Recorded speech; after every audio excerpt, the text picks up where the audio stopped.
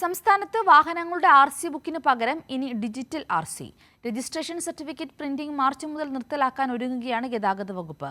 പകരം വാഹനം വാങ്ങി മണിക്കൂറുകൾക്കുള്ളിൽ RC പരിവാഹൻ വെബ്സൈറ്റിൽ നിന്നും ഡൗൺലോഡ് ചെയ്യാം. വാഹനം വാങ്ങിയാൽ ഇനി രജിസ്ട്രേഷൻ സർട്ടിഫിക്കറ്റിനായി നീണ്ട കാത്തിരിപ്പില്ല. രജിസ്ട്രേഷൻ പൂർത്തിയാക്കി മണിക്കൂറുകൾക്കുള്ളിൽ തന്നെ പരിവാഹൻ വെബ്സൈറ്റിൽ നിന്നും RC ഡൗൺലോഡ് ചെയ്യാം എന്നതാണ് സവിശേഷത. രജിസ്ട്രേഷൻ സർട്ടിഫിക്കറ്റ് പ്രിന്റിംഗ് മാർച്ച് മാസത്തോടെ നിർത്തലാക്കാനാണ് ഗതാഗത വകുപ്പ് ആലോചിക്കുന്നത്. ഇതോടെ RC ബുക്ക് എന്നതിൽ നിന്ന് ഡിജിറ്റൽ RCയിലേക്ക് കേരളം മാറുകയാണ്. ഇതോടൊപ്പം രജിസ്ട്രേഷനുമായി ബന്ധപ്പെട്ട എല്ലാ സേവനങ്ങളും ഇനി ആധാർ അധിഷ്ഠിതമാകും. ഉടമസ്ഥത മാറ്റൽ, ലോൺ ചേർക്കൽ, ലോൺ ഒഴിവാക്കൽ എന്നിവയ്ക്കും ആധാർ വേണ്ടിവരും. തട്ടിപ്പുകൾ തടയാൻ ലക്ഷ്യമിട്ടാണ് പുതിയ തീരുമാനം.